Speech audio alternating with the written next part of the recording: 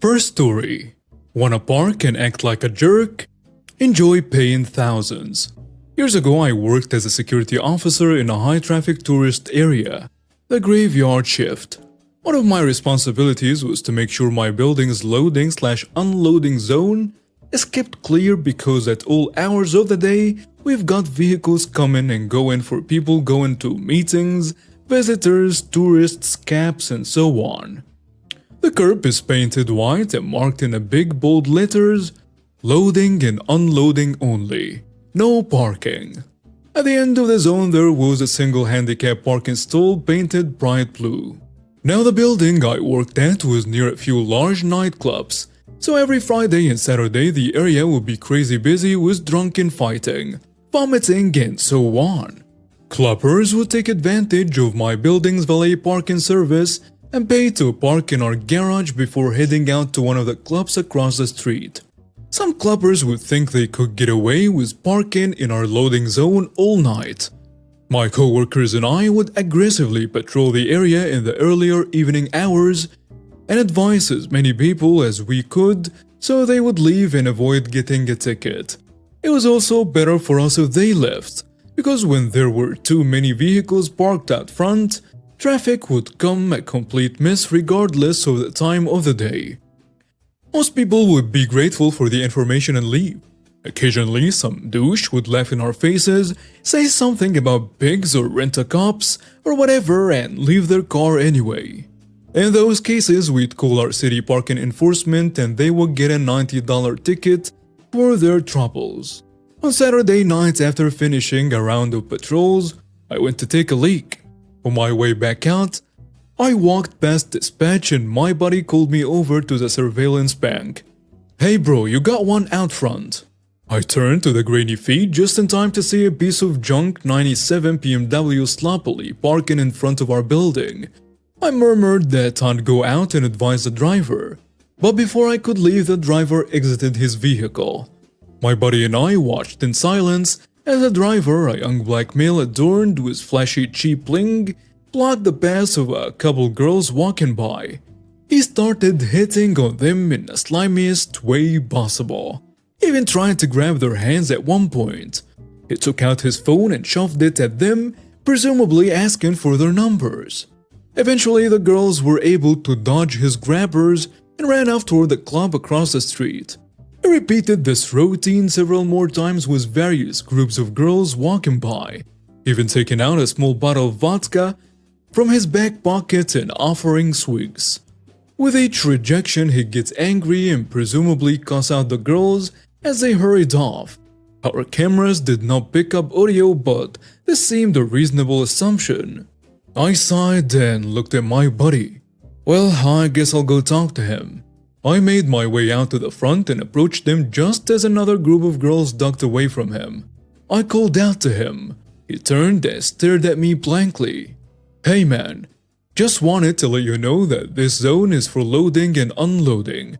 Normally it's not a big deal to park for a bit, but if everyone does it on the weekends, traffic gets backed up pretty bad here." The douche looked at his vehicle, then at my badge and started screaming. "Screw you, you jerk!" I looked at my watch. It was about 10:30 in the evening. I continued my spiel. "Parking enforcement here is pretty strict. You should move your vehicle or you might get ticketed." "Screw you!" "Have a good night, sir." He flipped me off and went across the street, where he was promptly denied entry for dress code violations. He cussed out the bouncer and wandered off down the block. I walked over to his vehicle and saw that it was parked crooked. The rear of the vehicle partially blocking the lane of traffic. Half of his vehicle was in a white zone and the other in a blue zone. I keyed up my radio. 8 million to dispatch. 8 million, go ahead. Can you call parking enforcement for this vehicle? Let me know when you're ready for the plate. 15 minutes later, the parking officer arrived. He looked at the vehicle and promptly issued a $90 ticket for parking in a white zone, a $900 ticket for parking in a blue zone without a permit. I thanked the officer and went back inside to have a snack. A couple hours later, two of the local cops stopped by to say hi.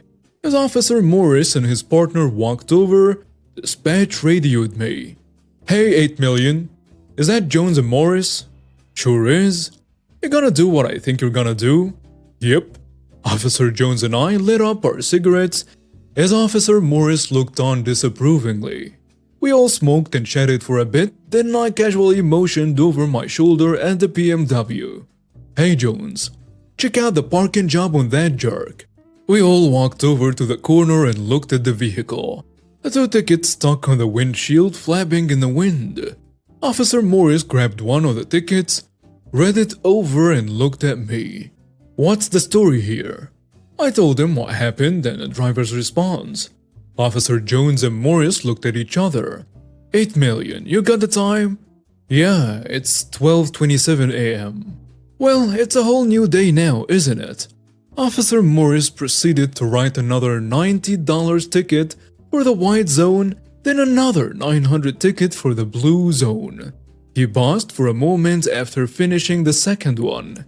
"Hey Jones, looks like this vehicle is parked more than 12 inches from this curb. What do you think? Sounds about right?"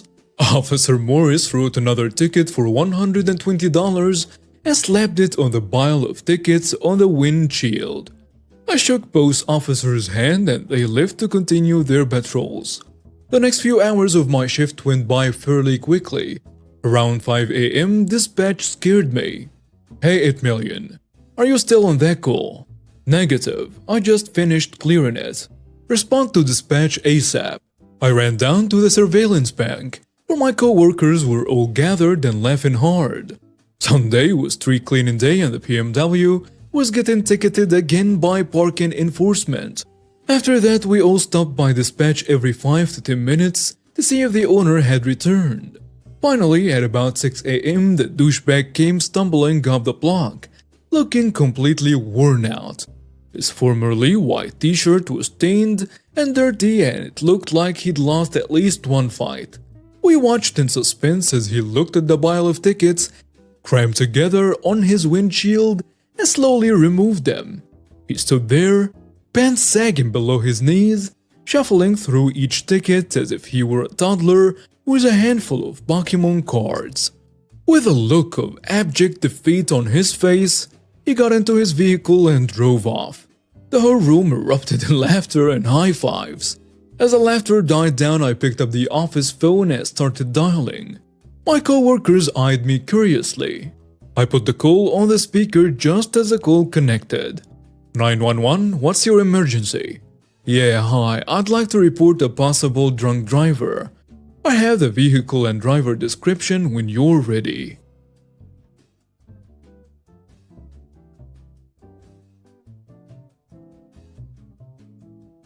Next story. Douchebag steals my food.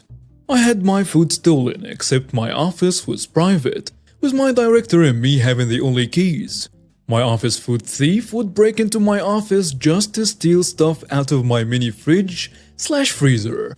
I have a ton of health problems and it was easier than going back and forth to the kitchen with a communal fridge. I never cooked anything anyway. It would steal my freaking candy. Even still, I can only eat a few special things like cotton candy, which is hard to find in our small town, so if my hubby finds any, he gets me a ton to last. My protein drinks, at the time I could barely hold any type of food down, so this was literally my sole way of getting nutrition, and they are expensive too. And he stole a ton of my real sugar candies and drinks. I get into so much pain and trouble if I have any high fructose corn syrup. So my stuff was special and carefully picked out for my needs, which also includes ton of food and environmental allergies. But I digress. And I caught him red-handed once with my specialty coffee that I even made in my office with a little $10 coffee maker so I could do coffee and tea.